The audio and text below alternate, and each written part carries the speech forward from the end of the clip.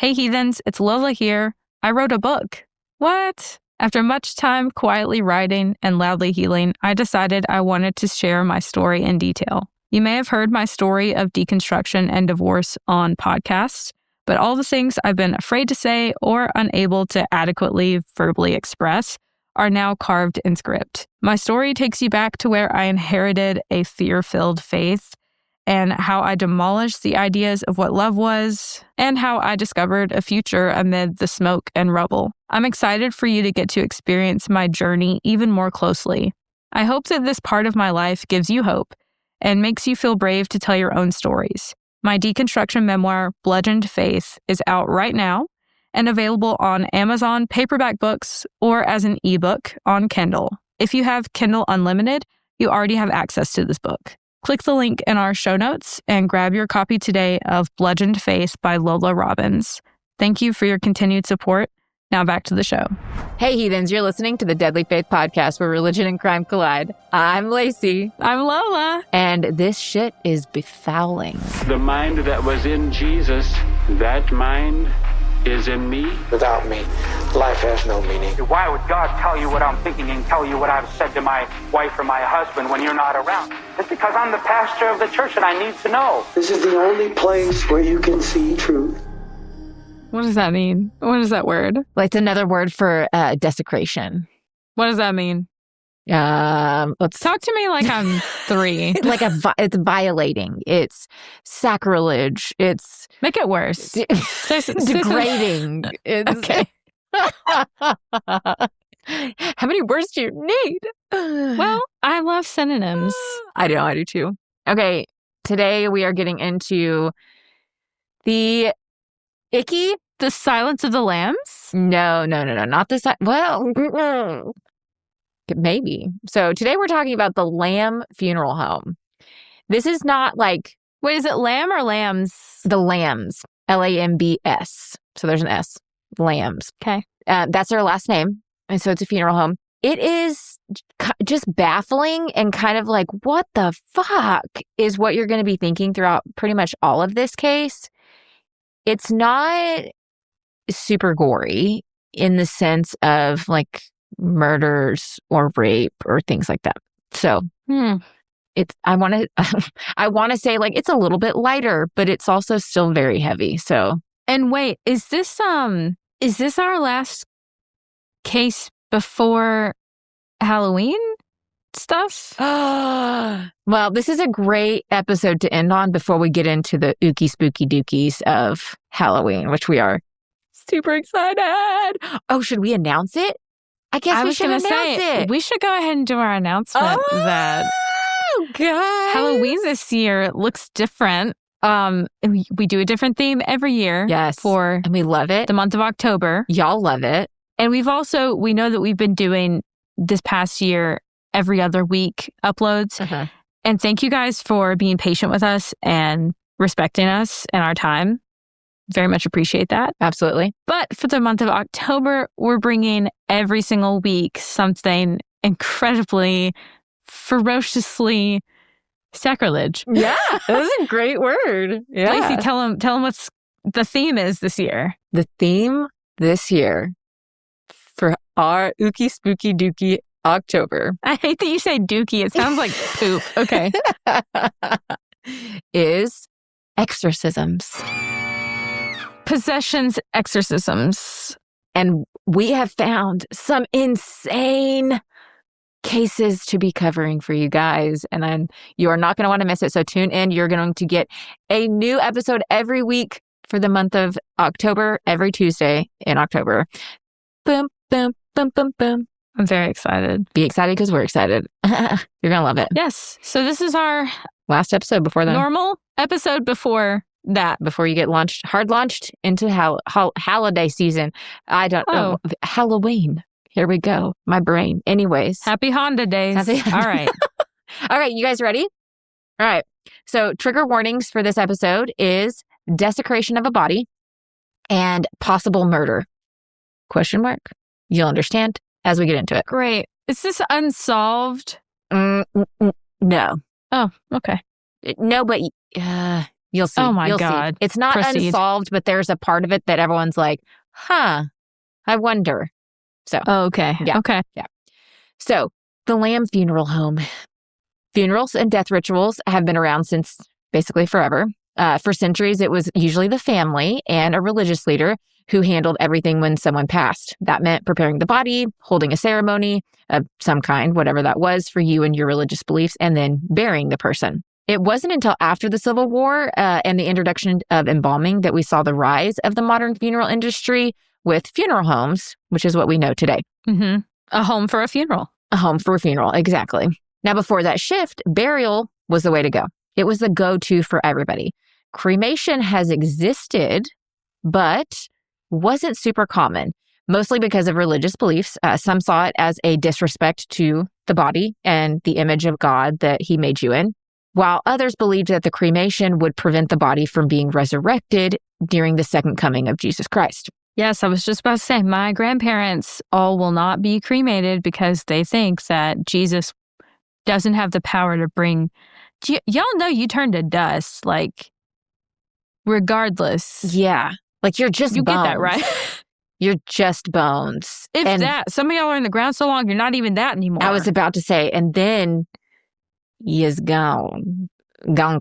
So Your God is not very powerful if he can't do anything with dust. Anyway. I know. If he proceed. can take water into wine, he can take my cremations and turn me into another new human being. Ooh, drunk Jesus. Anyway. Mhm. But around the same time funerals were becoming more modernized, cremation had also started gaining some traction.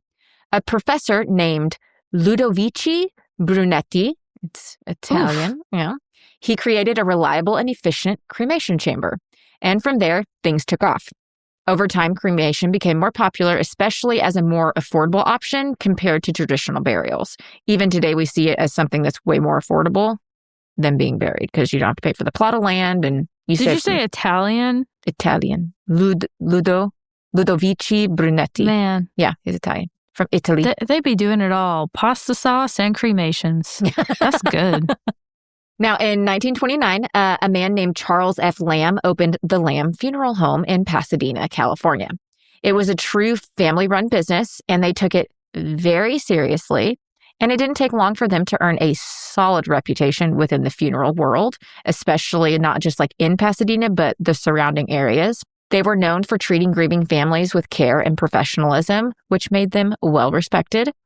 Like I said, all around California. They were also seen as like the funeral home that stood for like, you know, Christian values and families. And they just like, they knew they would take their religious beliefs seriously and treat the dead with respect and so on. So they gained a very prominent, reputation. Now, in the 1950s, Charles handed over the reins over to Lawrence C. Lamb. Lawrence had a great reputation as well as he took over the family business. Who's Lawrence? Lawrence is his son. Sorry. Son. Did you say son? I did not say son. Sorry. Okay. So, yeah, he gives over the reins to his son, Lawrence Lamb. Okay. Now, Lawrence has another great reputation, just like Charles did. He seems to have run the business by the book, by the up and up, and he kept the business running like a well-oiled machine. The reputation was still solid. He was still, handling a lot of the elite families within the area and surrounding areas. I bet there was so much money coming in. Oh, yeah, girl. Funerals are expensive. They say it's the most expensive thing you will ever buy besides your car and your house. It's your third most expensive purchase. Ugh, I'm okay. Just put me in a ditch. I'm fine. You know what I'm doing? I'm donating my body to science.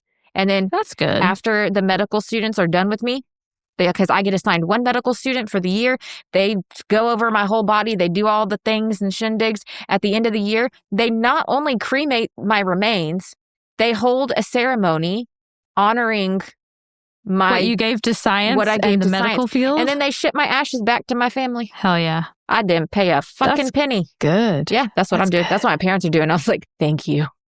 Yeah. Because we can't afford anything else. Yep. So it was said in the area, if you were anybody, you used the lambs. If your family was anybody, you used the lambs. Are you rich? Die at the lamb's funeral. Exactly. Sorry. Yeah, pretty much. Now, in the 1980s, Lawrence passed the funeral home down to his daughter, Lori Ann Lamb, and her husband, Jerry Sconce. This continued the family legacy for another third generation. Now, Lori Ann and Jerry had 2 sons. They had David and Gary. And from the outside, the Sconces family, they were known as the All-American family. Lori Ann did pageants of some sort and won, while Jerry was like a football coach. And then they had the 2 sons. Like, when I say all-American family, I mean all-American family, down to the fact that they were even in a Maytag commercial. Stop. After that, they were literally seen as the Maytag family. People called them the Maytag family. Well, shove a hot dog in my mouth. It's 4th of July. Exactly. Okay. Now, at the time, Lori Ann and Jerry took over the business. Their son, David, he was focused on a future in football. He had dreams of becoming a professional football player. That is until he stepped into a gopher hole, tweaked his knee, and effectively ending his entire dream of having a career in football. Damn gophers. I love them. Yeah, I know, I do too. I'd have a gopher in a heartbeat if I could. Now, he thought about joining the military or maybe teaching. That was kind of where his mind was. But his parents encouraged him to join the family business. And they covered his expenses and sent him off to Cypress College so he could get his mortuary license. Oh. He's joining the family business. Mm-hmm. This wasn't like super out of the ordinary. David grew up around death. So death was very much normalized for him at a very young age. His great-grandpa owned started the funeral home. Then it passed to his grandpa. Now his mom and dad are taking over. Like, death is just another day in the family life, you know?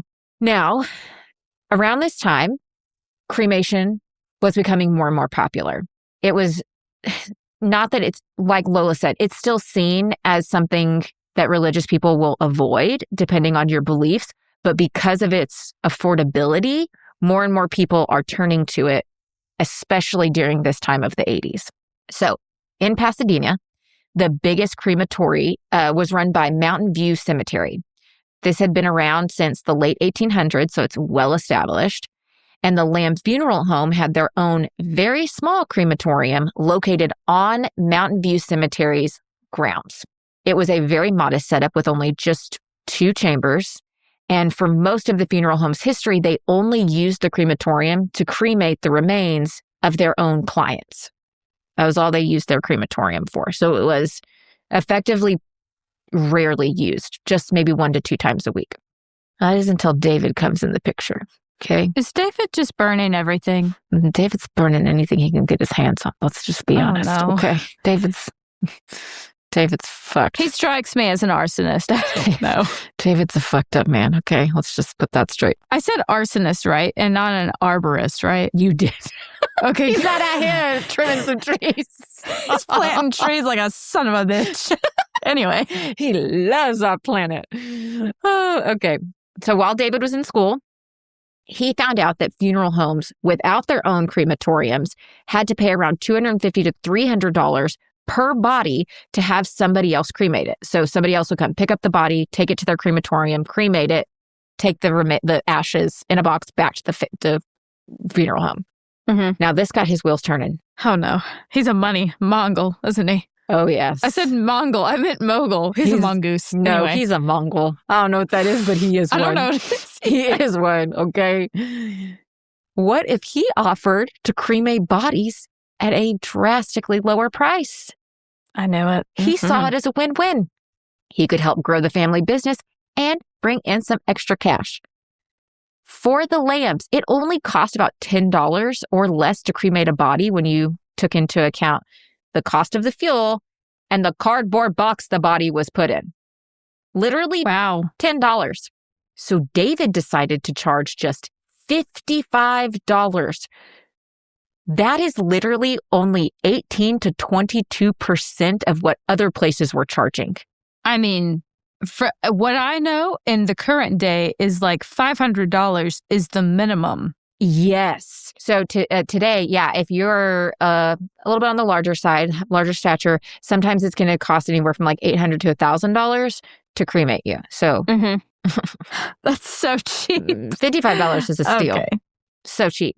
And businesses, they're ready to cut any corner they can to save some money. They're going to trim that fat. And David shows up like, I know you've been paying $250, $300. I can do it for $55. And they said, okay, here's the bodies, cremate them. Thank you. You got yourself a stiff? Let me just... Yeah. Whoosh. Yeah, I got you. Boo. I'll save you some money. Oh no. Now, since the Lamb's crematorium was on Mountain View Funeral Home's property, they saw everything. They had a front row seat to the comings and goings of David and what they would call, it was named the Pasadena Crematorium. So it's owned by the Lamb's Funeral Home, but they called it the Pasadena Crematorium. Now, before David got involved, they said the crematorium was used maybe once or twice a week, but after David launched his new side hustle, that number jumped to around 10 cremations a week, which is like, okay, good. Your business idea's working. You're making a little bit extra. Now, to keep things running smoothly, David brought in some help. He hired 3 former football buddies. They were former football players. Dave Edwards, Danny Galambos, and Andrew Augustine, I think is how you say his last name. Now, he paid each of them $250 a day to help picking up and transporting and cremating the bodies. Now, if you're doing some quick math in your head, you're thinking, wait a second, something's not adding up. And you'd be right. Because according to Mountain View, David didn't stick to just 10 cremations for long. Pretty soon, they noticed he and his crew were showing up with 12 to 15 bodies every 4 to 5 hours. What? Now, this raised some serious fucking eyebrows because it takes around 2 hours to effectively cremate a single body. That's putting it in the oven, cremating it, letting it cool down so you can get the ash out. It takes a full 2 hours. Okay, yeah, that makes sense. With a small crematorium that only has 2 chambers, that means the max that you could handle in a day is around 8 bodies. Mm-hmm. They're showing up with 12 to 15 every few hours. Are they like round the clock? What is are you shoving people together? Well, no. Did you stack the bodies? I never thought that sentence would leave my mouth. Anyway. Obvious answer. David was cremating more than 1 body at a time. Those poor families, they think they're getting Tim's ashes. They're getting Tim and John. Girl, we just getting started. We are just getting started. Hold on to your diapers, babies, because this is a wild ride. I don't own one, but okay. Okay. I have a reusable pad anyway. Y'all just ignore me. I do not. It was very well known. It was common knowledge that the Pasadena crematorium had 2 chambers.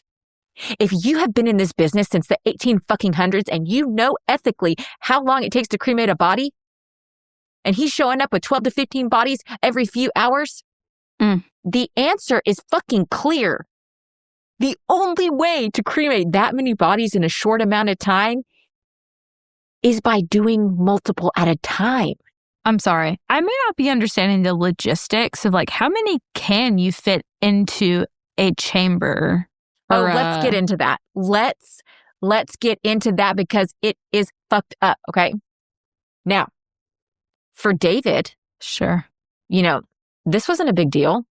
Cremating a few extra bodies at a time. It's just bodies. It's not loved ones. See, exactly. In his mind, once someone dies, their soul's gone. It's gone. It's not there. The body at that point is just a shell. He's a little bit desensitized with his growing up, I guess, in that. It's not only desensitized, but inhumane. Jaded. What the fuck, dude? Okay? Because to him, whether you cremated 1, 3, 10 bodies at a time, ash is ash. You're never going to know. We all end up being the same after cremation. It doesn't matter.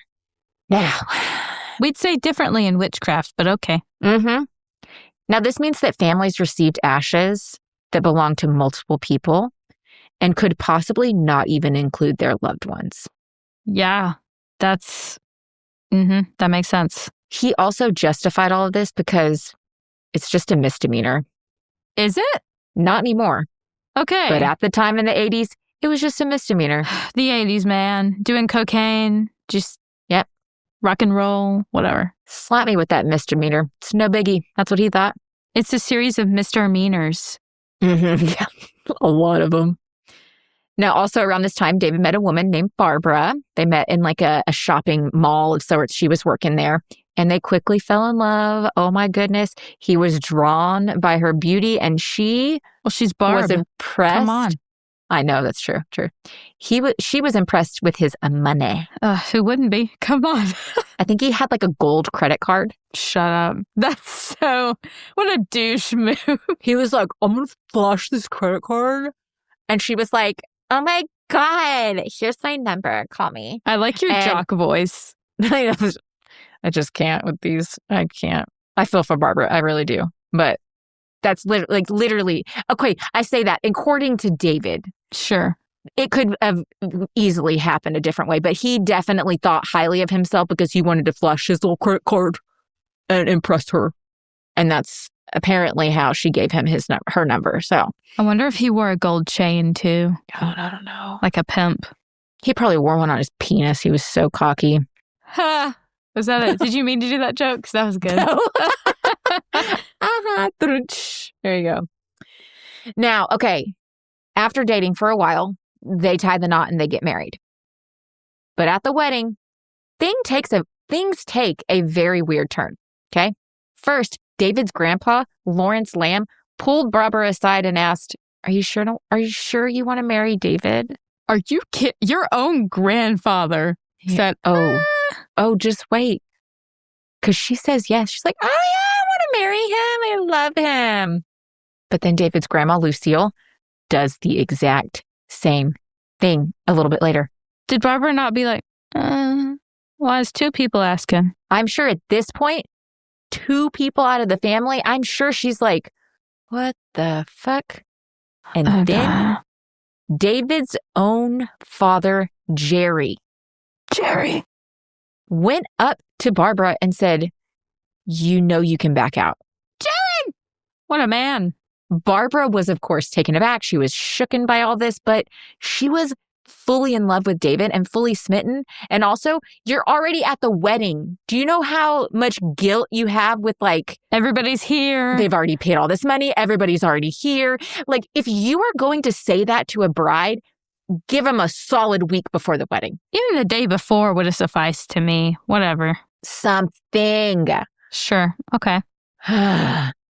So they get married. She does go with it. She does go through with it, and they get married. Okay. Now, Barbara knew that David had started expanding the crematorium. She knew what their business was. She was fully aware of that, but she wasn't involved. She had not grown up around death. She was not desensitized like David, so she didn't really like going around him. I think she had been to the crematorium like twice in their entire marriage, and she was just like, people are literally burned here. I cannot handle this. Like, it was just too weird. That is a really weird thing to grapple with. Absolutely. That, like, we're burning bodies. Like, it's not disrespectful, in my opinion. It's not. No. There's nothing wrong with cremation. I'm fine if it happens to me, but it can feel unsavory. But I can understand how she's like, ooh, yeah. So she's fully aware of what's going on. She's just not involved with it, right? Okay. Mm-hmm. Now, in the years, David started expanding the crematorium. The very first year, he handled around 194 cremations. Just 1 year later, in 1982, that number exploded to 1,675 cremations. That's unrealistic. How are people not throwing up red flags? Who monitors this shit? Girl, you just wait. And when I tell you we just getting started. At first, David was just cremating 3 or 4 bodies at a time.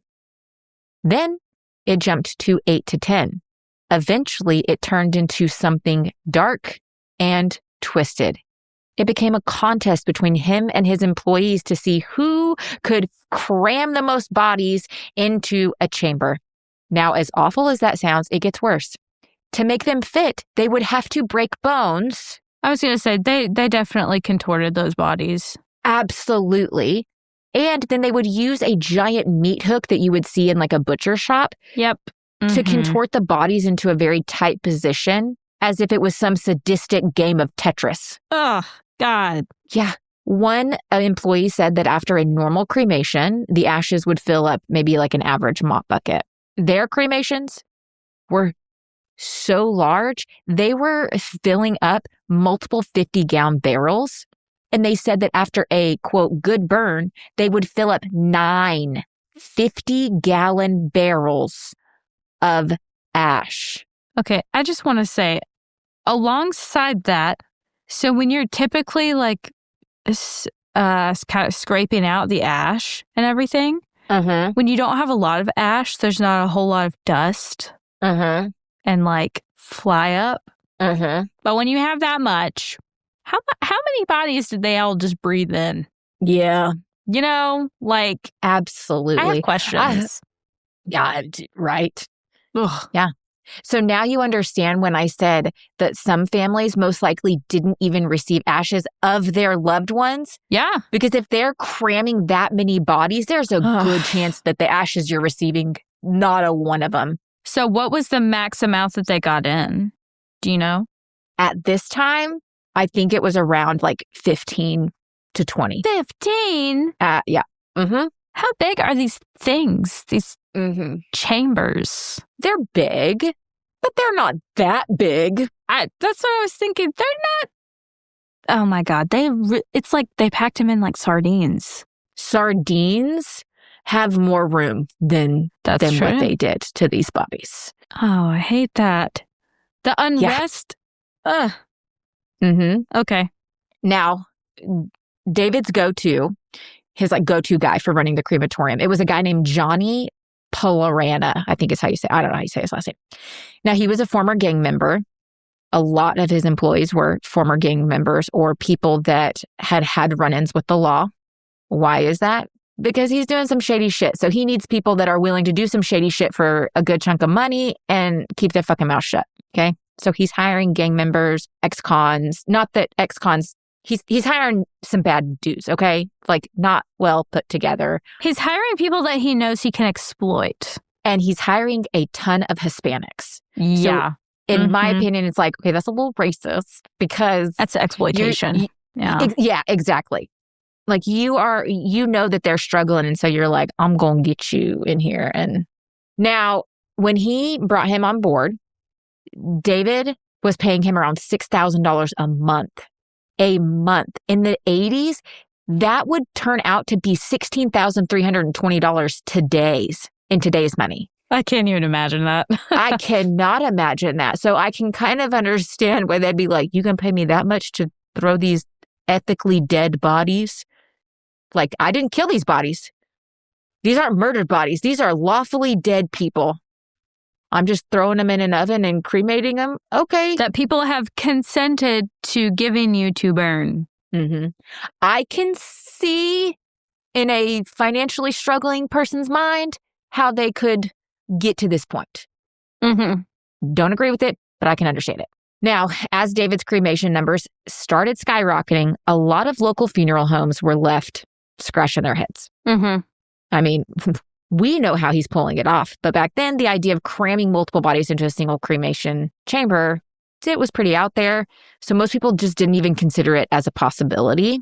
I'm not sure why, though. Like, if 1 + 1, is not equaling 2. Like, you know what I mean? You see, when a man hates a woman. That's all I got. Anyway. Right. But there was one guy, who was not buying David's shit. His name was Tim Waters. He owned the Alpha Society in Burbank, which offered budget-friendly cremations. Since he didn't have his own crematorium, he hired that out. He did contract work for it. So when David reached out to pitch his services, Tim was immediately thrown off by how insanely low the prices were. He's like, how is this a viable business charging this amount of money when you're only able to do a few of these a day? Like that's not enough. I forget they don't know. Only the neighbors kind of know how many. The neighbors are picking up on it. So Tim knew the size of the Lamb's crematorium and had a solid idea of like realistically how much he could handle when it came to, cremations. And to him, the math was just not adding up. And he started putting the pieces together. After that, he began warning others in the industry that something seemed off with David's operation. Now, word got around fast and right back to David. And boy, when he heard about this, he was pissed. How dare Tim be out here trying to trash his reputation? Now, while Tim kept digging into David's operation, word started going around that he was planning to write an article for a magazine called Mortuary Management. Then the owner, a man named Ron, of the magazine, ended up calling and reaching out to Lorianne, David's mother, to ask about the crematory operations. And, you know, I'm sure he asked some questions that were accusatory, right? Lorianne was devastated. Oh, I'm sure she clutched her pearls. And she was basically like, at this time, the face of the funeral home. Everyone in the community adored her. She had a reputation for being the comforting presence during the hardest moments for many people. She was seen as like some kind of angel who could do no wrong. She had an aura about her, people said. It was like she walked around with a fucking halo sticking out of her head. Oh. And so the idea that somebody was trying to drag their family's name through the mud? That wouldn't go. Unthinkable. So she panics. She is frantic. She calls David. The call I just got. I like all the different voices you're doing. I'm really imagining that that's how she sounded, okay? I'd feel the same if I were her, though. Yeah? Well, David, he's like, oh, Mom, it's okay. Calm down. Don't worry. I'll take care of it. Oh, no. David's bright idea for taking care of it was to form his own little crew of henchmen to do his dirty work. He pulled together the 3 former football players that he had hired. Did he go have them threaten with fists? He gave them a group name called the Big Men Unlimited. No. He even created business cards for these men. We're big boys. Big boys with business cards. I love that voice.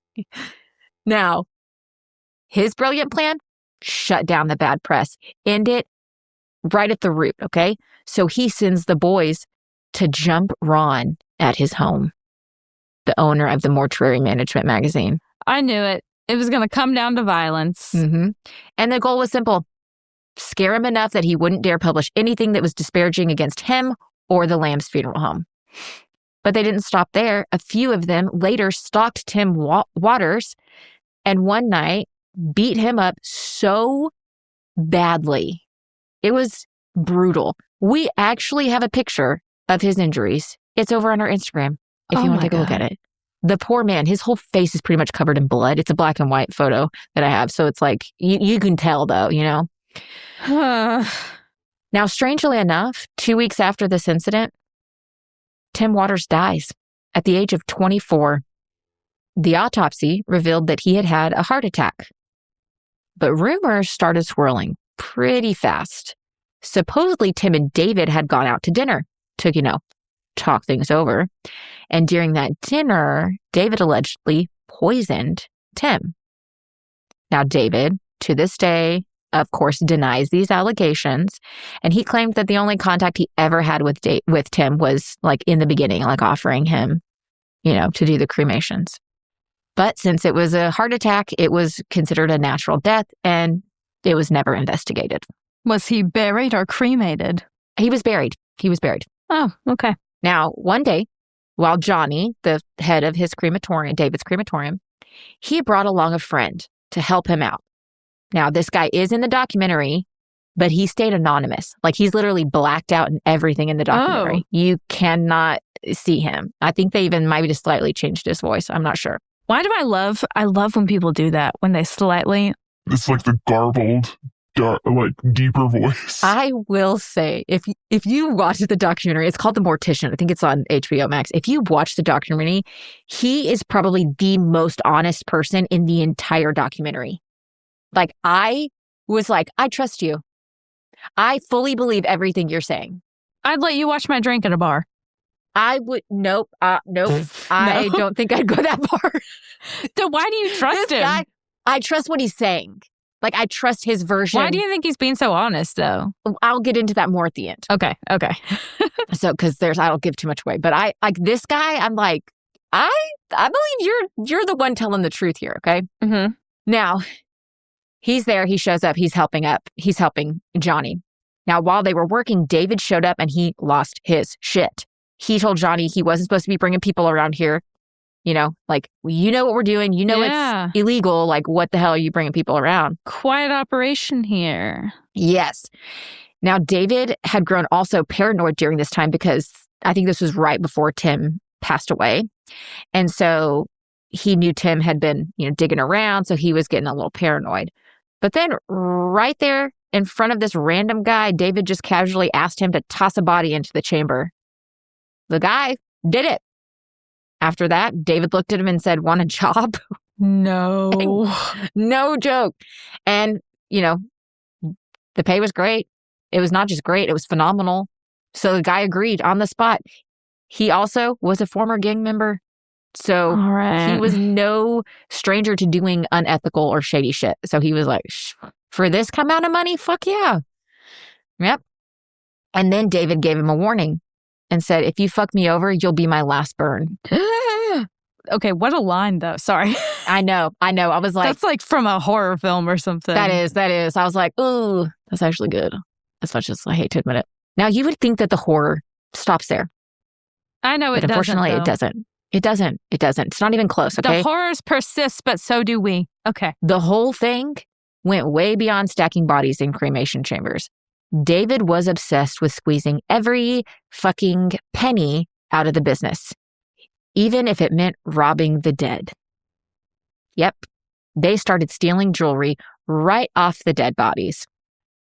But because of the natural swelling that occurs after death, sometimes, most of the time, the only way to get a ring off was to cut off the whole finger. That's disgusting. Sorry. They are chopping body parts off. That's called abuse of a corpse. Uh-huh. I just went through menopause just now. Sorry.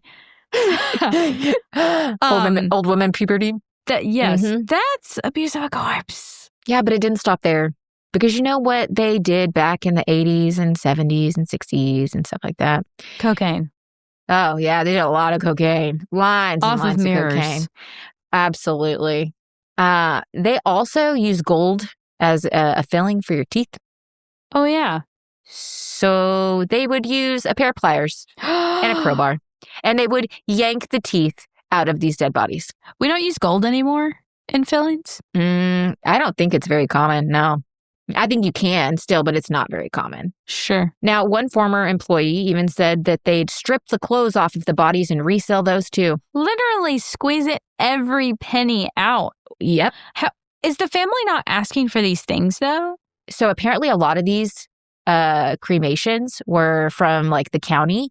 And so they were like, there was no family and it was cremate and return to the sea. So they were like literally instructed to cremate these bodies and pour the ashes in the sea. So no one was checking anything. There was no like verifiable. Not at this point for a lot of them. Because what are you gonna ask? Like you're supposed to cremate the whole body. Yeah. So what are you yeah. Now remember, Barbara has no idea what's really going on. I forgot about Barbara, I'm going to be honest. Yep. Barbara's his wife. Yep. So she kept her distance from the funeral home and the crematorium, like I said. Mm-hmm. But then one day, David came home with a small cup that had the letters A-U written really big on it. She was like, that's weird. What's in that cup? She didn't think much of it, though. She was just like, well, whatever. That is until she walked into the garage and found David sitting on the cement floor, smashing something with a hammer. As she watched him, he pulled a human tooth out of the cup, placed it on the ground, crushed it with the hammer, separating the gold fillings from the teeth. He then collected the gold, swept the rest away like trash, and pulled out another tooth and continued on. Barbara was horrified. Yeah, that tracks. Mm-hmm. And it wasn't until later on that she realized that the letters A and U, it's the symbol for gold on the periodic table. Oh, no. Mm-hmm. Oh. Yeah. Yeah. Oh, we've been here before, but never like this. Okay. Mm-hmm. Okay. David's employees said that he was the main one to remove the teeth. He's so greedy. I just want to say he is... Oh, he's a greedy motherfucker. He's so greedy, he's stupid. And I can't wait to get to the part where he's so fucking stupid, I laugh in his face, okay? I cannot wait to get that part, okay? I'm ready. So David's employees said that he was the main one to remove the teeth because the others felt too uncomfortable doing it. Because I don't know if you've ever had a tooth pulled, and I'm sure out of a dead body is not much easier than out of a living one. I had one of my wisdom teeth pulled, but it was like fully in. It was like it wasn't a normal like wisdom tooth pull. Was it impacted? No, it wasn't impacted. It was like literally all the way in. But there was no wisdom. I only had one wisdom tooth. What? I literally was only born with one wisdom tooth.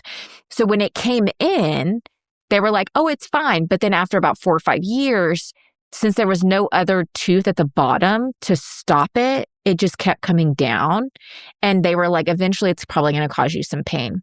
So I had it removed. That was the most barbaric thing I think I've ever been through in my life. Thank God I was numbed up. I couldn't feel shit.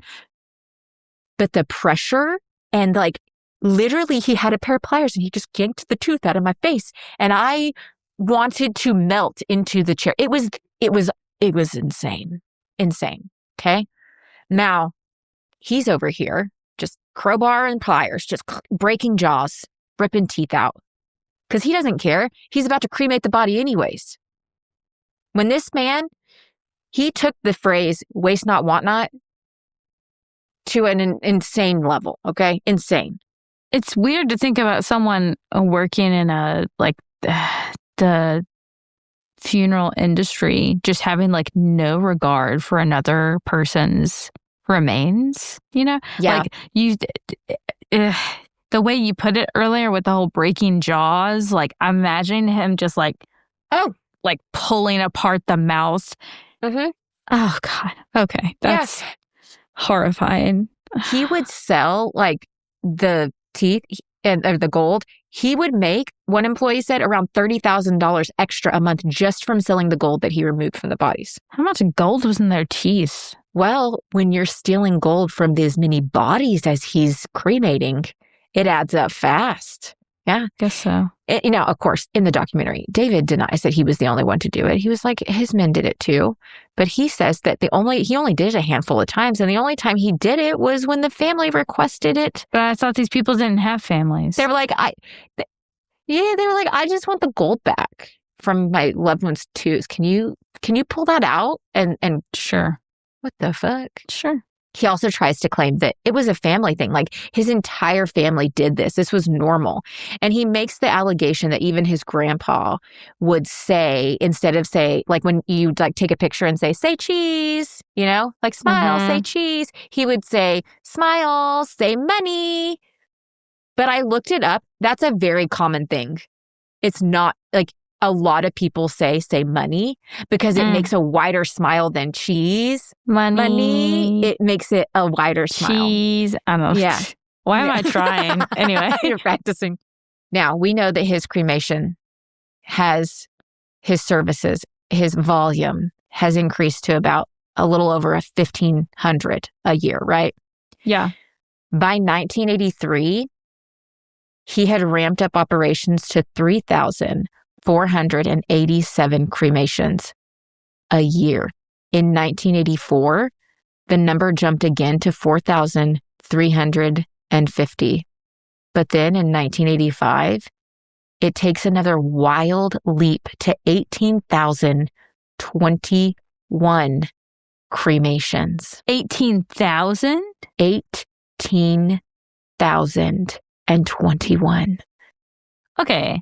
So that just feels worse than problematic. I don't have a word for it, but it's, I feel trebucheted into a different dimension right now. In 1986, but you thought I was done. I'm not. No, Laci. I'm so sorry.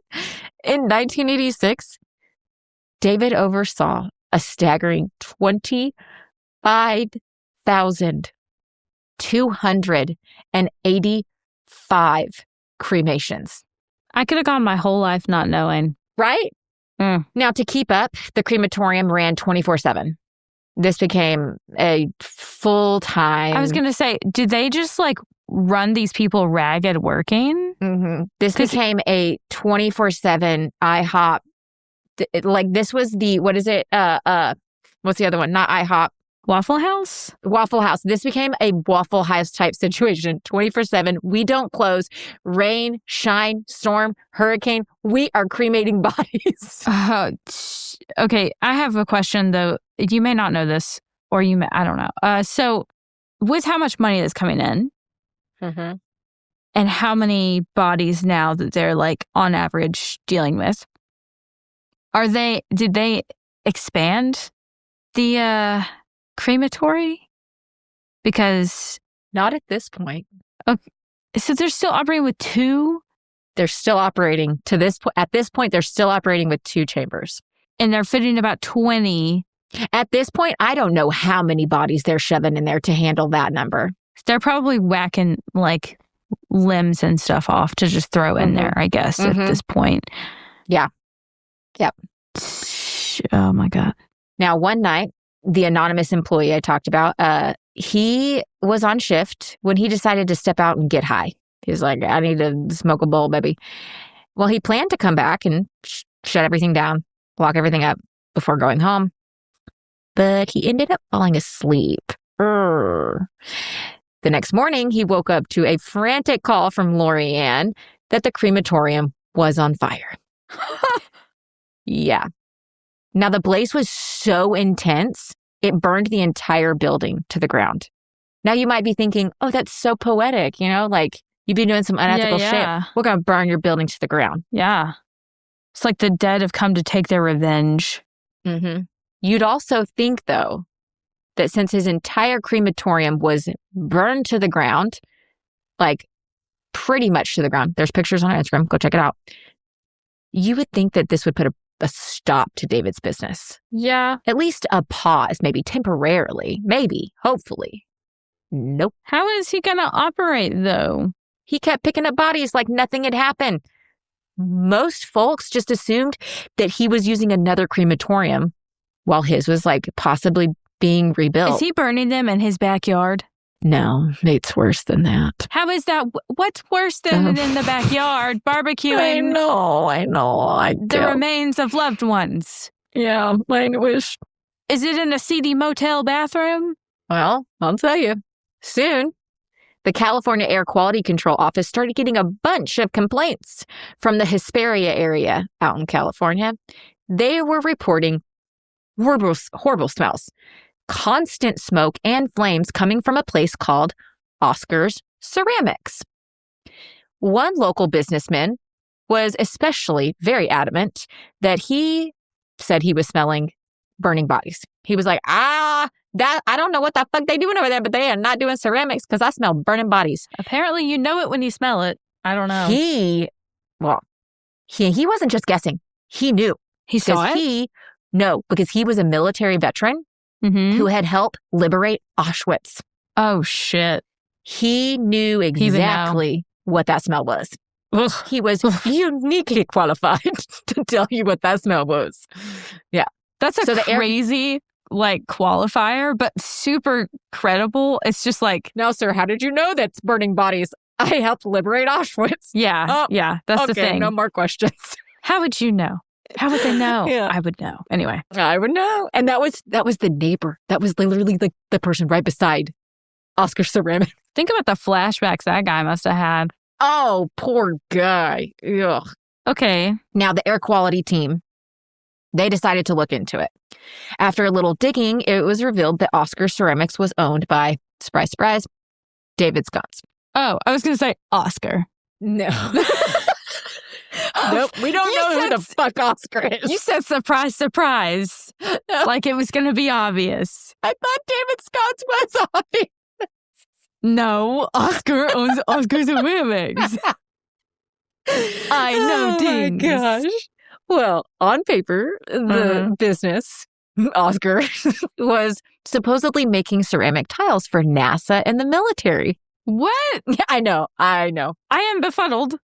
Now, knowing something was definitely off, the Air Quality Office teamed up with local law enforcement and showed up at Oscar Ceramics on January 20th, 1987. They had a search warrant in hand and they were ready to go inside. But when they got there, they found Johnny sitting outside in his car with the office phone, like trailed from the building into his car.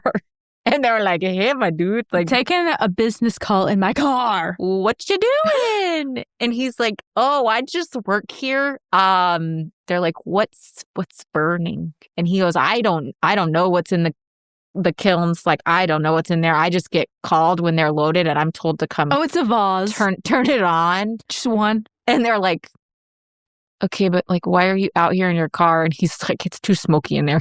I can't work. Okay. Yeah. So he had taken the office phone and trailed it out to his car because he couldn't work inside. It was so smoky. Do what you got to do. Okay. And they could see the flames and the smoke coming from the building. They knew that the ovens were being, like the chambers were being used. Yeah. And at that very moment. The smell. Sorry. Uh-huh. Now, they asked Johnny, can we go inside? And Johnny tried to like hem and haw around it. He's like, let me call the owner. So he calls David. David's like, oh shit, hide the stuff. Like, get rid of it. It's like a speakeasy, but worse. Now, when you realize what they walk into, I really wonder what David thought Johnny could do in this moment to get rid of things. Because at that moment, Johnny goes, oh boy, game's up. Like, we're caught. It's over. It's done. And he's like, I'm just going to let him inside. Checkmate. Okay. Yeah. So Johnny's like, all right, come inside. They opened the door and they were like, it was so smoky. There is soot and this like thick, oily substance everywhere. It's on the walls. It's on the ceilings. It's on the floor. Wait, oily substance? Yes. It's just grimy. And you're walking in it and they're like in nice suits. So they're like, what the fuck is going on? And they notice they have these two chambers in the back, but they're not normal like ceramic kilns. They're not normal crematorium chambers.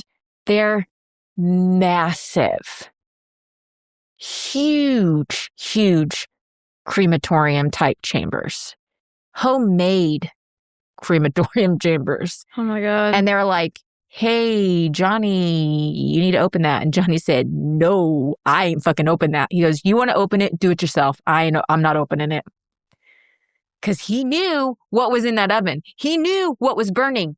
And he knew the cremation process was not done. So he's like, I'm not doing it. No. Johnny said, you guys want to do that? Go for it. I'm going outside. I got to take a phone call in my car again. Mind you, Johnny's not telling them what they're doing.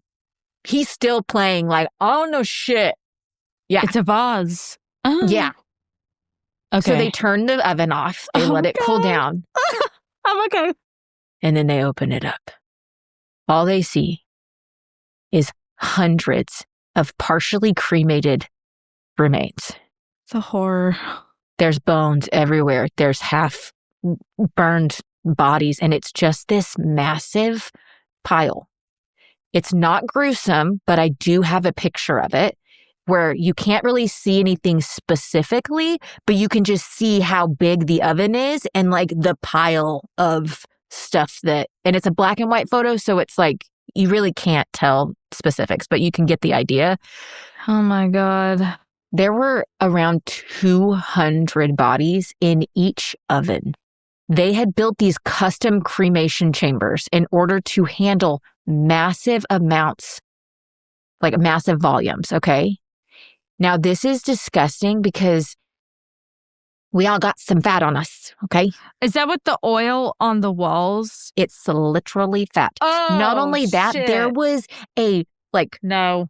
I hate that I'm fucking comparing it to this, but do you have a griddle with like a little drip tray? You know what I'm talking about? My air fryer. Right? Okay, so... No. They basically had built one of those that would catch the fat that dripped off, and then it would literally just tunnel out to the back of the fucking building. It's literally just human fat oil all over the ground. all over the ground. You needed a vomit, like nausea warning on this episode because I'm so sorry. Oh my God. Okay, so tell me what the cops did. Or the. I mean, tell me what the air cops are pollution like, guys. Whatever. What the fuck is going on? Those poor traumatized people. Yeah. Now, when David was asked about this later, like in the documentary, he admitted that all of this, like, it's my fault. Nobody else blame. I take it. But he said he should have been more selfish and just shut everything down and done it the right way. When pressed further, they said, what does the right way look like to you? And he said, get the permits. And they said, but like you'd still commingle bodies for cremation. He's like, oh yeah, I was always going to do that. The only difference in his head that was wrong was he didn't have a permit, a piece of paper. Everything else was just fine. Fucking kidding me? The humanity is not in the room with us. Mm-hmm. Now, when the story first broke, it didn't really make a splash. What? A lot of people didn't really pay attention to it. It was a very small article, kind of like hidden amongst the newspaper, news and everything. But a local journalist decided to look a little bit deeper. He flipped through the phone book and started calling every David Sconce he could find until he finally reached the real one. David didn't take the call very well. He cussed the journalist out before hanging up on him, and the journalist was like, yep, that's the guy. Now, this just made the journalist a little bit more curious. So he dug around and found that David Sconce was the owner of the Pasadena crematorium. Mm-hmm. He found the Pasadena crematorium in the phone book, and he calls it up. Mm-hmm.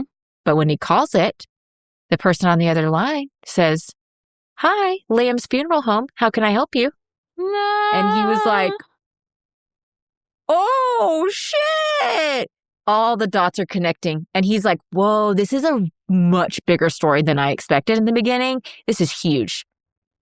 Because he knew the Lamb's Funeral Home. Everybody knew the Lamb's Funeral Home. It's like the most prominent funeral home in all of Pasadena and the surrounding area. Okay. Now, the next day, the journalist publishes an article connecting David Sconce to the Lamb family business and to this massive scandal of multiple cremations at a time kind of thing. Now, instead of the community being outraged at the scandal, they were instead outraged at the journalist. What? How dare? How dare he attack such a respected Christian family-owned funeral home that had been around for decades? How dare you? You would think that the people would be outraged at the Sconces, at the Lamb's Funeral Home. Mm-hmm. But no. Their outrage turned to the journalist himself. They said, how dare you? How dare you try to disparage such an amazing family? They own a family business. They've been around. They have Christian values. They're family owned. They've been in the community forever. They would never be caught up in such a scandal. This is fake news. No, I won't believe it. It's fake news. No, not real. You're an asshole. But the family knew something was off about David. Yep. They warned Barb. They did. Now, but law enforcement, ooh, they knew the evidence. Okay, so they were like, we're going to dismiss this. We're going to look into it. And the evidence was piling up that David was not just unethical, but he was doing some seriously illegal stuff. They didn't know how deep it went, though, so they got a search warrant for the Lamb's Funeral Home in Pasadena. When investigators showed up, they were greeted by Lori Ann Webb herself, who was, by all accounts, the sweetest woman you could ever meet. Literally everybody said that about her. She was an angel. She was so sweet. Oh my gosh. One man in the documentary was just like, she had this aura about her. I wish I was being fucking dramatic, and I'm not. I was like... Is she like heaven on earth? Yes, I'm not. He's like, I've never had that experience to anybody. He was like, it was like this light was shining behind her. And I was like, dude, take a chill pill. Just... Like... Okay. Yeah, right, yeah. So they're met by Lori Ann, and she was warm to them. She smiled, but it didn't stop the investigators. Okay, they kept on. And once inside, they went into the cold storage and found hundreds of bodies, along with various body parts in different stages of dissection. Dissection? Dissection. What are y'all doing? This is not science class. They found legs. They found arms. They were like, oh. But since investigators were not funeral professionals, they weren't undertakers, they weren't, any kind of professional in that sense, they didn't really know what they were looking at. Oh, no. And so they did the best they could. They took pictures, they collected what evidence they could. And the problem they saw was like, all of these bodies are lawfully dead. So what charges can we actually bring? Like, they're not really sure how to handle this case, okay? But they continue on, and the investigators end up getting a warrant to Lawrence Lambs, the family patriarch, so the grandfather, to get to his home. Now, Lawrence's place was very clean. Investigators looked around. They got the impression that he was a great guy. He ran the business very ethically. The books were all kept together during his time when he was taking charge of it. And it wasn't until he gave it to his daughter that shit started to spiral and things started to be done in a way that he would not have been, approving of. Way to throw her under the bus. Well, he didn't say that. Oh. He didn't say that. Investigators were putting this together. Oh, okay. Yeah. Now, Lawrence, though, he was pissed at the entire scandal. And he straight up told Lori Ann, he was like, your son ruined my good name. He ruined it. Completely ruined it. Which, like, you're right. He did. He did fucking ruin it. Even though charges weren't clear yet, police arrested both David and Jerry. They're like, something's fucked up here. So, like, you're just both going to jail. Now, David, of course, acted like a smug little bitch the entire time. He would literally look at the cameras and give this, like, stop. No. Sinister fucking smile, making him look like a psychotic villain. He's looking like a deranged Jeffrey Dahmer over here. And people are like, what the fuck, dude? They literally were like, oh my God, we can't use that picture of him. I'm going to post it. Go around on Instagram. He's literally in the back of the cop car like, no. They're like, we can't use this. And then one of the investigators was like, no, we're using it. Like, he did that to himself. Like, now, from there, it was a domino effect. One by one, employees from the Lambs funeral home were erased. I don't know why that way it's so good. Erased, okay? And they were brought in for questioning. Now, at first, everyone stayed quiet. They were completely loyal to the Lambs and to David. That is until the anonymous worker that we talked about, he called up Lori Ann from jail and was like, hey, am I going to be bailed out? And she said, you're on your own. Ooh. That was the turning point. Once they realized the Lambs weren't going to protect them, these guys started talking a lot. They're like, what do you want to know? Now, meanwhile, the story was blowing up in the media. More horrifying details were surfacing by the day. The public started to realize this wasn't just a misunderstanding. This was a massive scandal. Yeah. Massive scandal. Something criminal. Not quite murder, but close enough, Yeah. Yeah. Reporters reached out to the Lambs and the Sconces for interviews, but of course, nobody was speaking. They were like, fuck off. But that didn't matter because former employees started coming forward on their own. And they're like, let me tell you what I saw. Let me tell you what I heard. Let me tell you what David did. One of them said that David was a sick and twisted man who had a very twisted attitude towards the death. He would slap the bodies. He'd pat their stomachs. He would like carry them like a football and be like, what happened to you? Before like tossing them into the the chamber. Yes. He would slap their faces and be like, what happened to you, bud? Yeah. What the hell? Yeah. Now, That's only a disgusting. few, so disgusting. Only a few coworkers actually came forward and were brave enough to talk. But the ones who did, they were making it very clear they were terrified of David. They claimed he had a very, very violent past and made it very well known that he wasn't afraid to hurt people. They knew he had his little henchmen that would literally go and beat up other funeral, owners, directors, anybody that was getting in his way, he's out here having them beaten up. Okay. Mm-hmm. But still, the investigators are a little stuck. Most of David's behavior only amounted to misdemeanors. Desecrating remains at that time wasn't even considered a felony. Okay? So they are like, okay, we got to start looking somewhere else because this is really fucked up and we want to tack on some charges that hold a little bit more weight. We need the consequences to be a little bit bigger. Okay? Yeah. So that's when they start looking into the financials. Okay? While combing through records, they found something off in the family's pre-need accounts. Okay? Those are accounts where people prepay for their funeral arrangements, and then that money is legally required to be held in a separate account until it's needed. Okay? And the funeral home is now in charge of safekeeping of those funds. Gotcha. But during a routine audit, it was discovered that multiple pre-need accounts had not been reported to the board.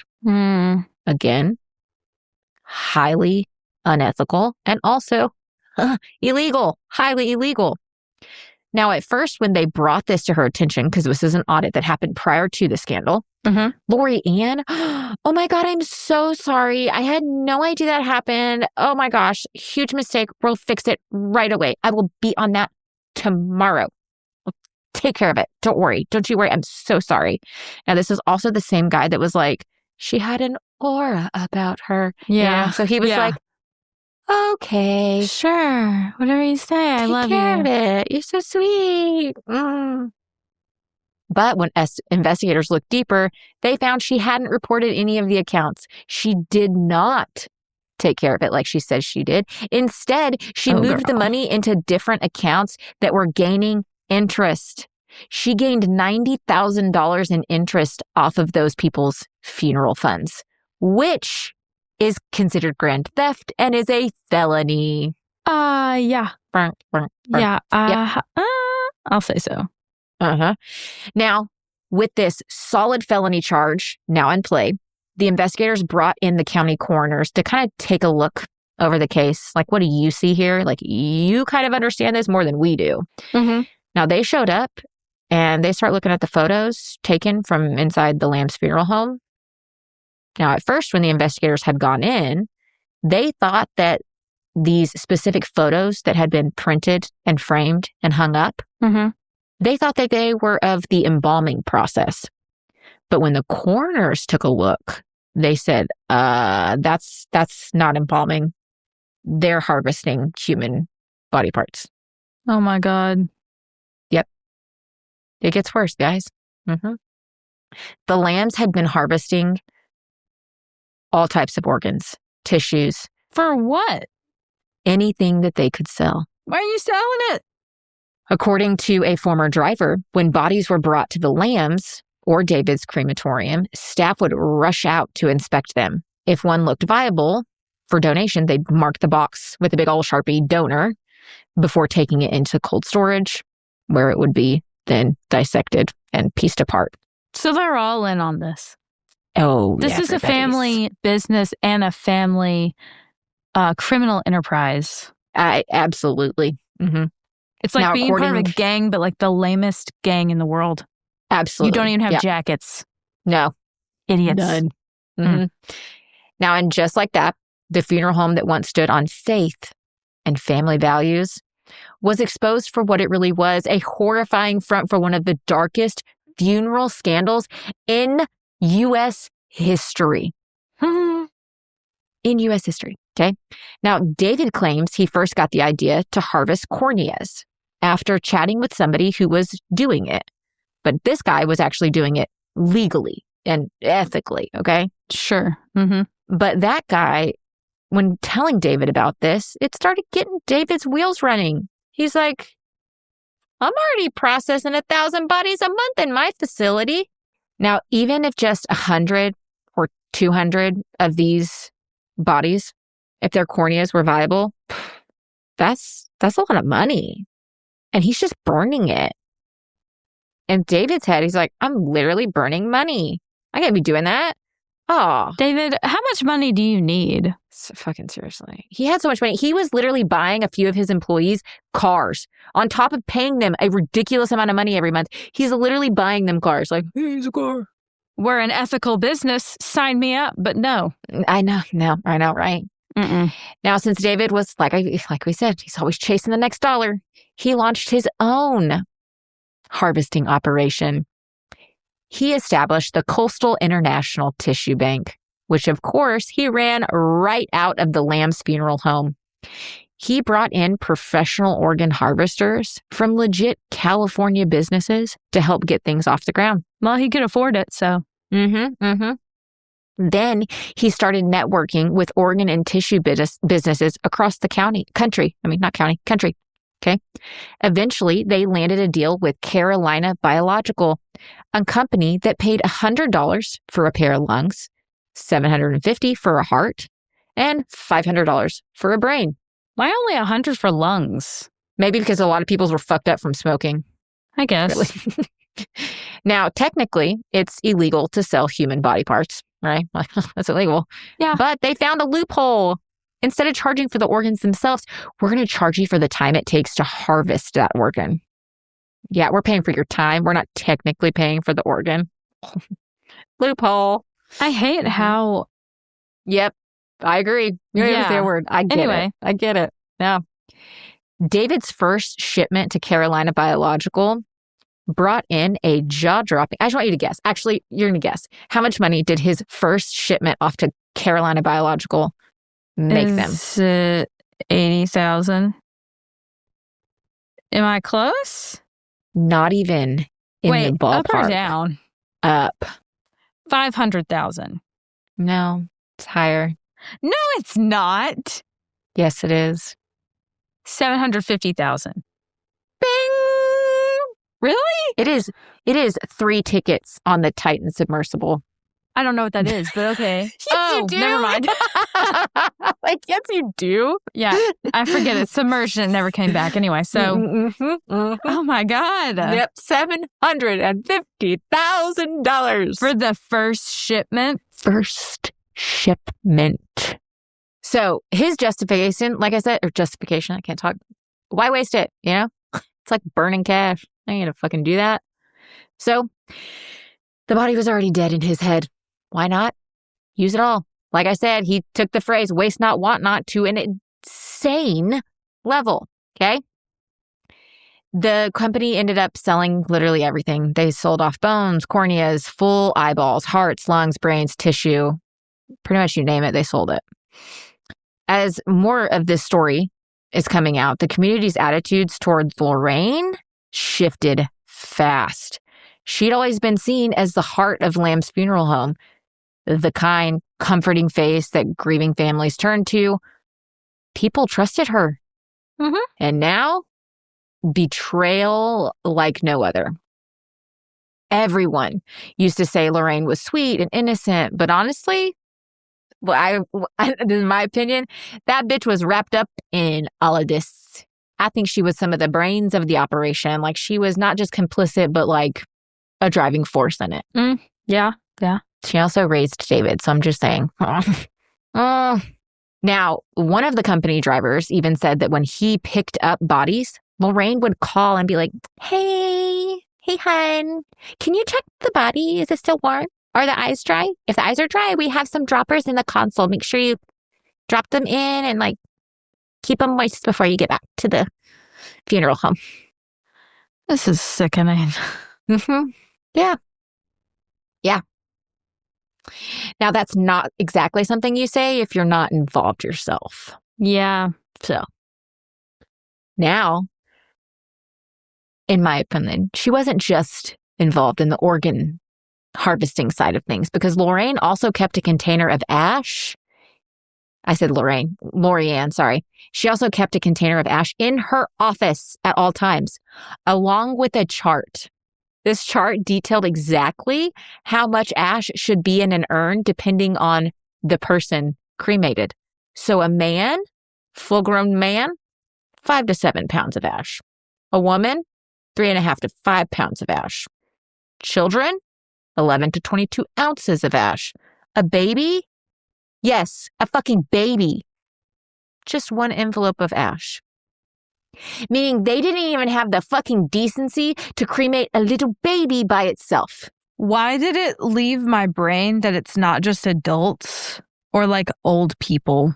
I get that. When I was like starting like to think about wanting to go into cardiovascular technology, I was like, oh, I'll be working on like old people's hearts. And then Elise Myers, like one of her like most recent child had a heart problem, and she talked about like having to get a procedure done at the cath lab. And I was like, it just like hit me that when I heard that, I was like, oh my God, it's going to be everybody, you know, like that was like, whoa. But that's what there was babies involved in this. Now, all of this was sitting right on her desk while she continued to claim that she had no idea what was going on behind the scenes. We were very hands off. We just let David do his thing. He took care of all that. We just weren't involved. I'm just a sweet little old lady. I'm a woman. I had no brain. They lobotomized me. Could I be involved? Now, as the investigation dug deeper, officers started learning more about David and his little crew of goonies, okay? He learned how they would intimidate... You mean the big boy, the big butch boy, what is it? What's it called? The Big Men Unlimited. That thing, okay. Yep. He learned how they would intimidate or even beat up literally anyone who got in David's way. Now, that led them to take another look at the suspicious death of Tim Waters. Now, don't get your hopes up, though. I'll just tell you that now. Great. Now, it turns out the night that Tim was attacked, one of his neighbors had spotted two men sitting in a car outside of Tim's house. They were just chilling, eating some food, tossing their trash out the window while they waited for David before they jumped him.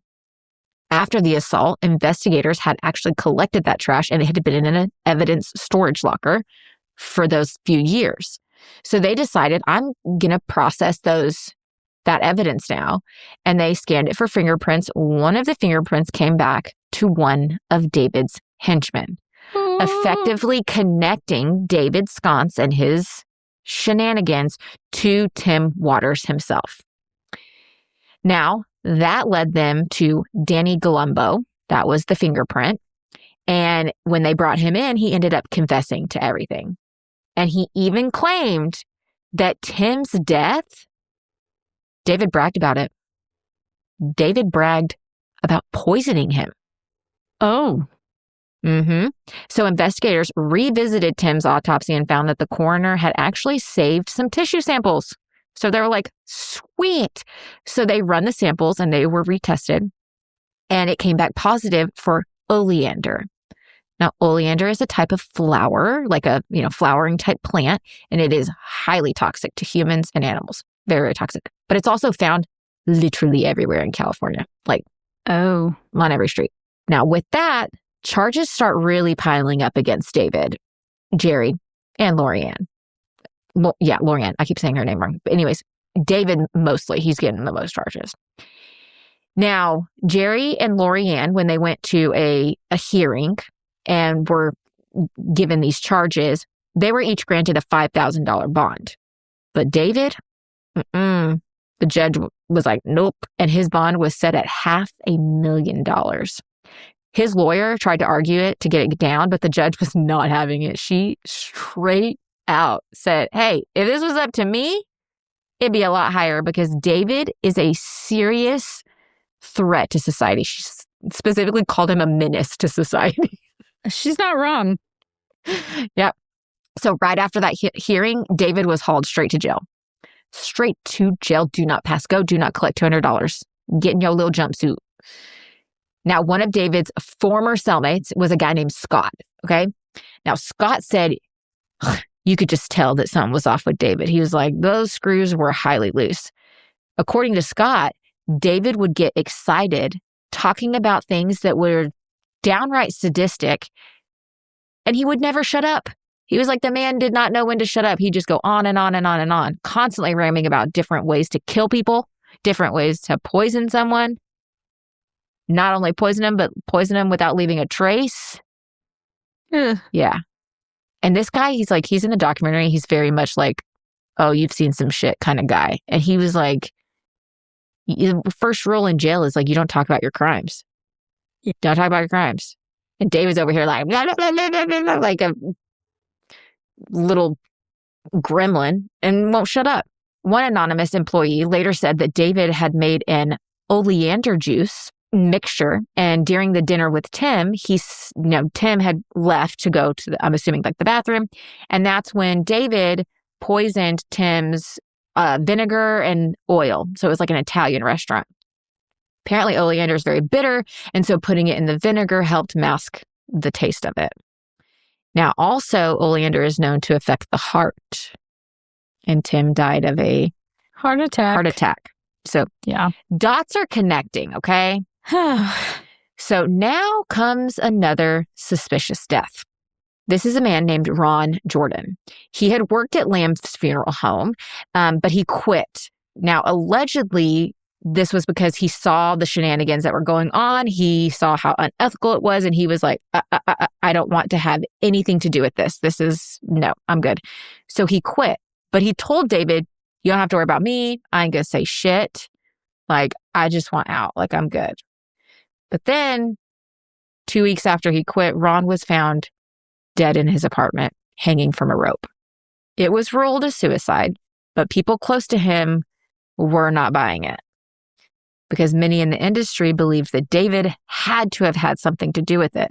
A few of them even said that Ron had said that if anything ever happened to him, look at David.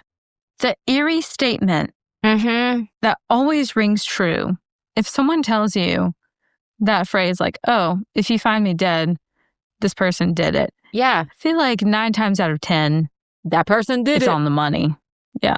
By 1988, the preliminary hearings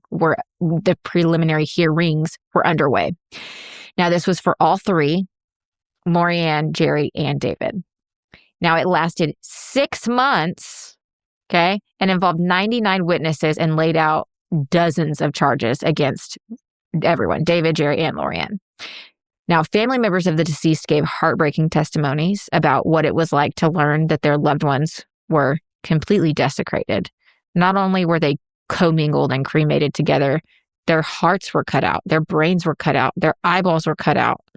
Like, they were literally just pieced apart like they were nothing.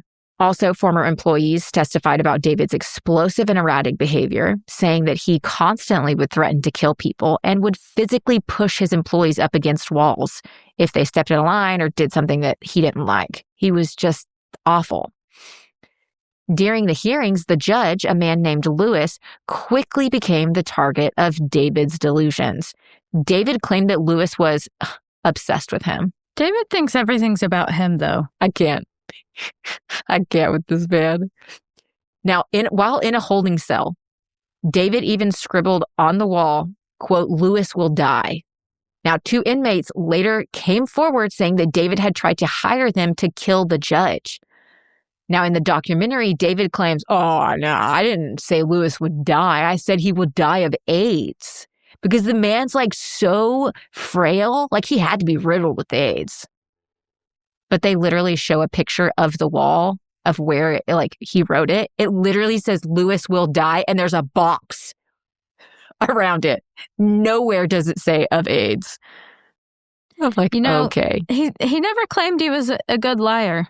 No, he's very dumb. He's very dumb. In the end, Judge Lewis ruled there was enough evidence to take the case to trial, but David would be tried separately from his parents. Now, during Jerry and Lorianne's trial, they tried to play we had no idea. We had no idea. They claimed that they were hands-off, didn't know what David was doing, and they were just as blindsided as everybody else. They basically painted themselves as victims. We were pulled into this. We had no idea. We're victims of David's. Sure. Now, at the time, David backed their story and said that they didn't know anything. He did this on his own. But in the documentary, years later, he says he was just trying to cover for them. And they did actually know what was going on. And I'm like, yeah, they do. How could they not? Exactly. You ain't stupid. There's that many bodies coming through your crematorium. You have 2 ovens and it takes 2 hours to cremate 1 body. And it's now a 24/7 operational thing. Like, even if you're hands off just doing the books. Yeah. The harvesting's happening. You're telling him, put these drops in your eyes. Yep. Mm-hmm. Keep them viable. Mm-hmm. Now, the jury, they also were not buying their little innocent act. One piece of damning evidence showed that Jerry and Lorianne had changed the wording on the client's contracts. They changed it to include a new line, quote, to remove tissue. That single, simple phrase gave them legal wiggle room to harvest body parts without notifying the families. Oh. And to them, that told the jury, that told them everything they needed to know. You sketchy as hell. The innocent facade, that was shattered completely. But of course, it doesn't stop there, because expert witnesses come forward during the trial and confirmed that many of the customer signatures on the cremation and, contracts and stuff had been forged by none other than Lorianne herself. Ooh. One of the documents, she even misspelled the relative's name. Oh, she's not the brightest bulb in the crayon box. No. If you are forging someone's name, get the fucking spelling right. I'm so glad you guys are dumb. I'm really glad, but come on. One woman on the stand, she did break down while testifying about how her loved one's heart had been removed without consent. And the courtroom, the staff, the reporters, the jury, everyone was just shattered. They were like, this is awful. In the end, Jerry Sconce was found guilty of conspiracy to remove body parts and misusing pre-need trust account funds. Lorianne was found guilty of illegally authorizing organ removals and forging customer signatures. I want you to guess what their sentence was. Less than a year. No, it's actually a little bit more than that. Less than 5 years?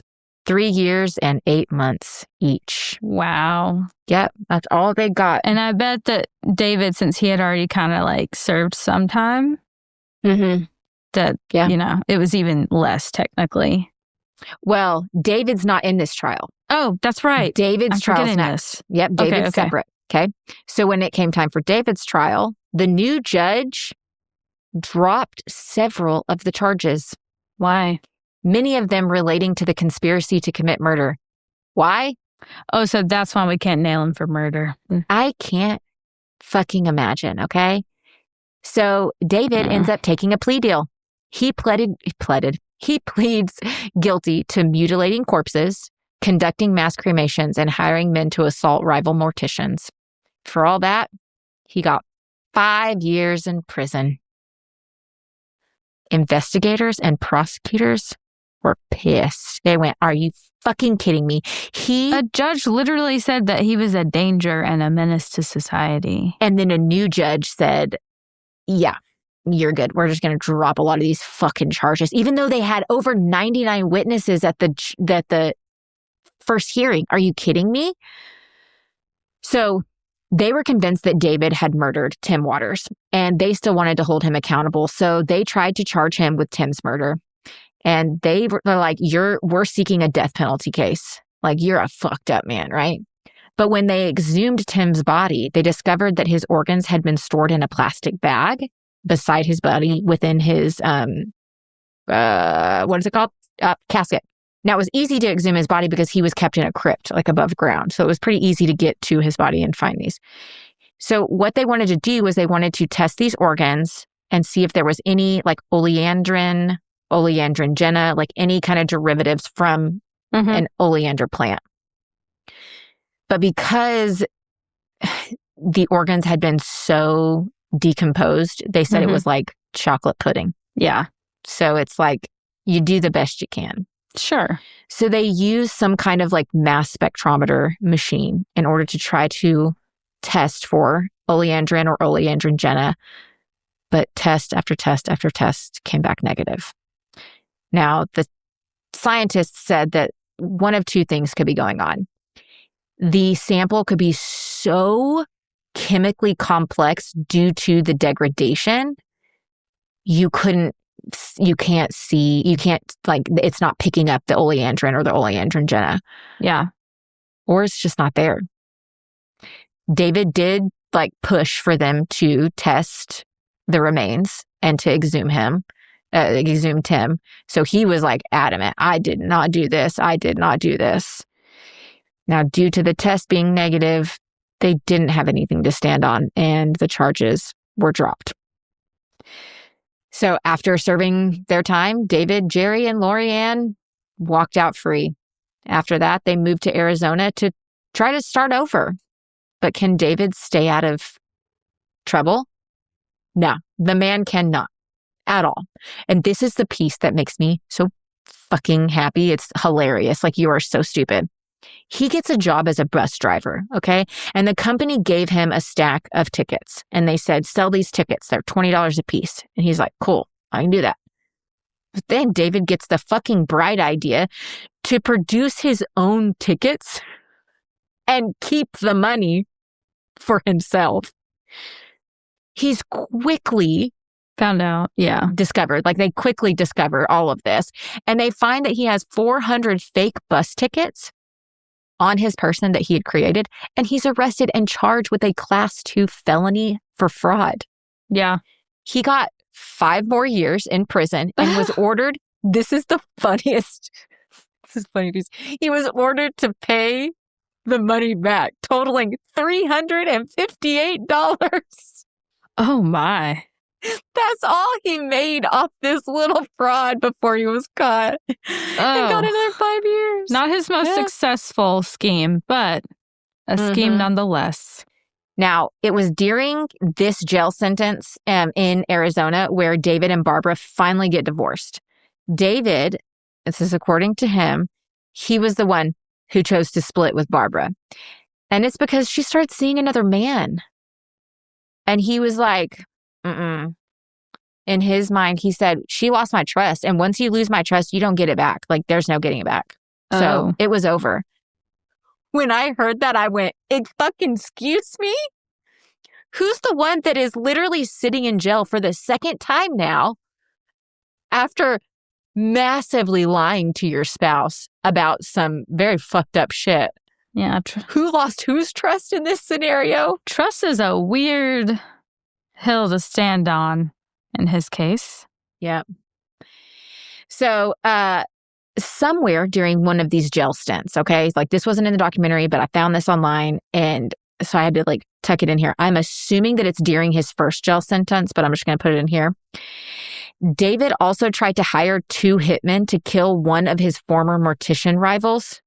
Yeah, the man can't stop, okay? Now, the man, of course, like, the men come forward and he gets turned in. Now, at first, the judge tossed the case, but prosecutors end up appealing it. And David was eventually offered a plea deal. And he pleaded guilty and received a lifetime probation.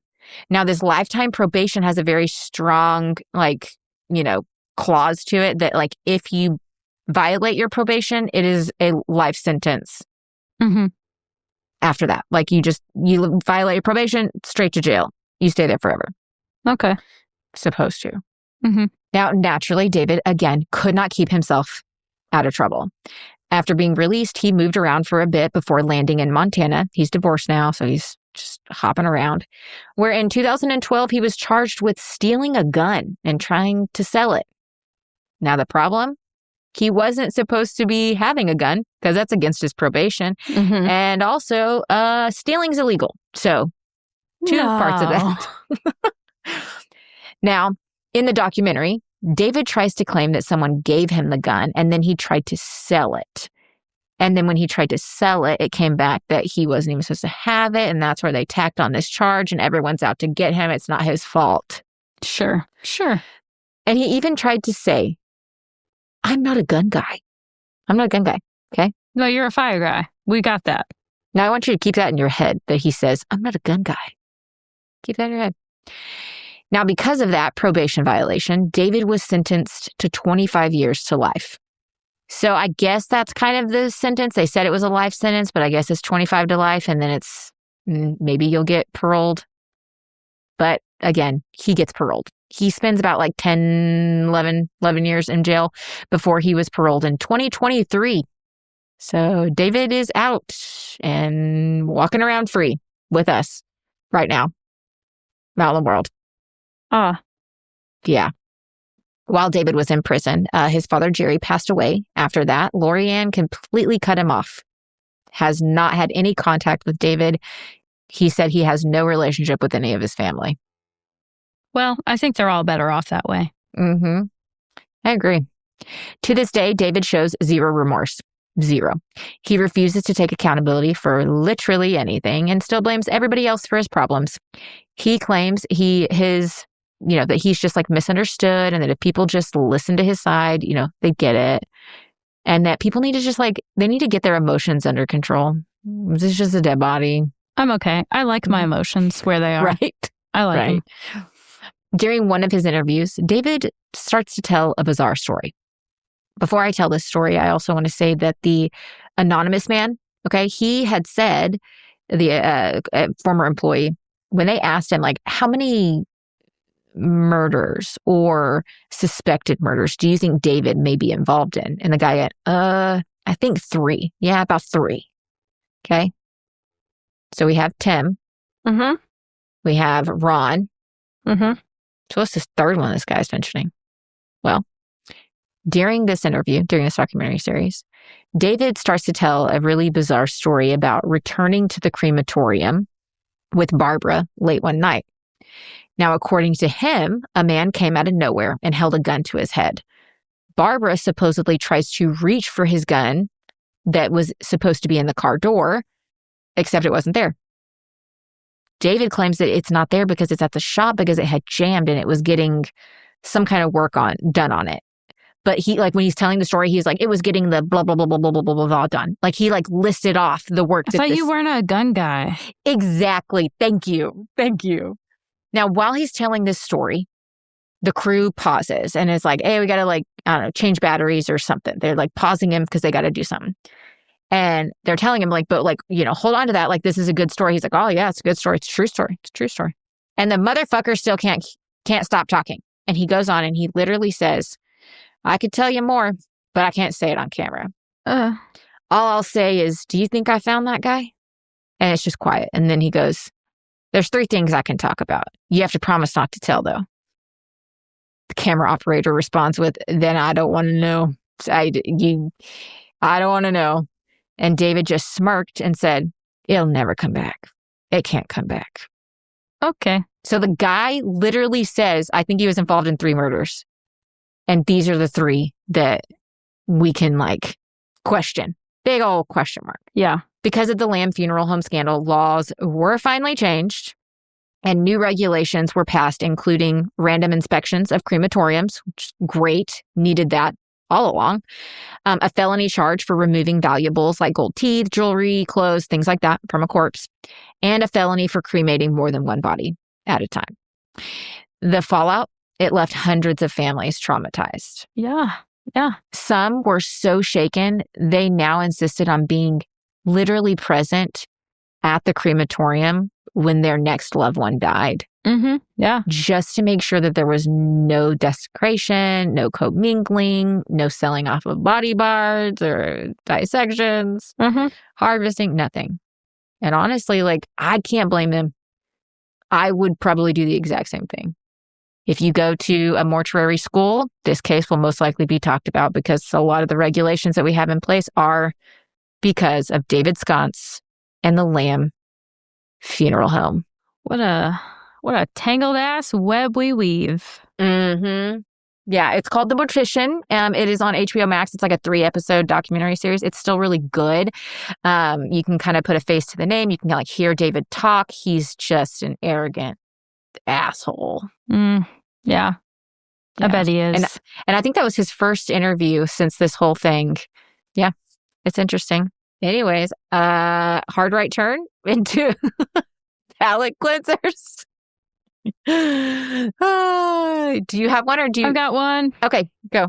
Courtesy of the Good News Network. We love Good News Network. An immigrant truck driver becomes hero using tractor trailer to save a man from a burning building on the 2nd floor. Oh my goodness. So the guy, That's amazing. The truck driver was from Dublin, and there was a guy that was at a 2nd story window. It was the only way out of the building was this window. Yeah. And so he pulled his truck over there and he climbed up and helped him out. So, yeah. I love that. And that was where, in Dublin? No, the guy was from Dublin. Oh, he was from Dublin. Okay.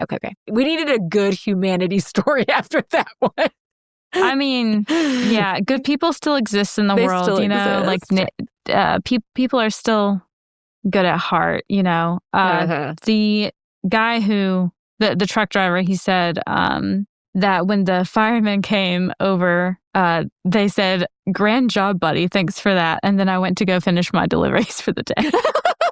And everybody's like, "You good? All right, cool. I gotta get back to work." But he was also praised in like Good. you know, the like local news and everything for his quick thinking and, you know, his heart to stop and help someone else. So yeah. Yes.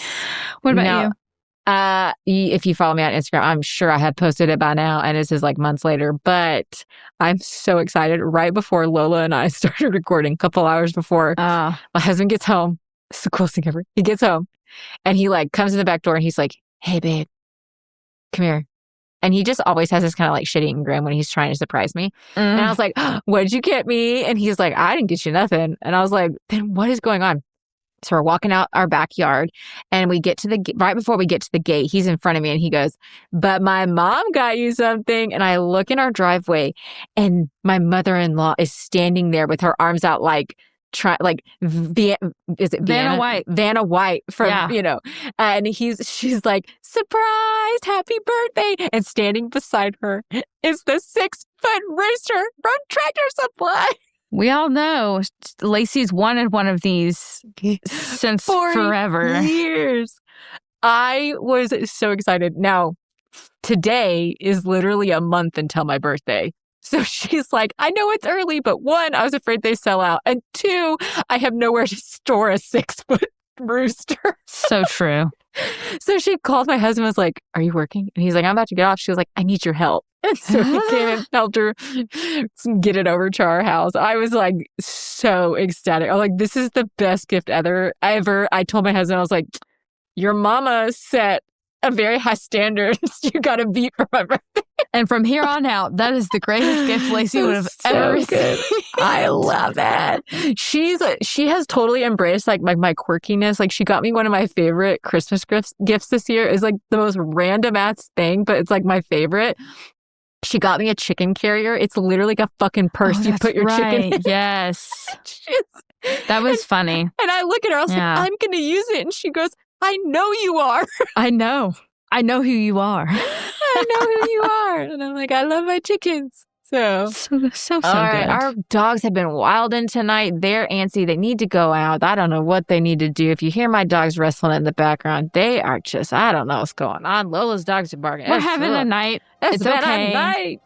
But with all of this, thank you, Laci. Thank you for the outro. With everything being said, please stay safe and stay skeptical. And steer clear of the cultish carousel. Bye! Deadly Faith is produced by Laci Bean and Lola Robbins and audio engineered by Eric Howell. Thanks for listening.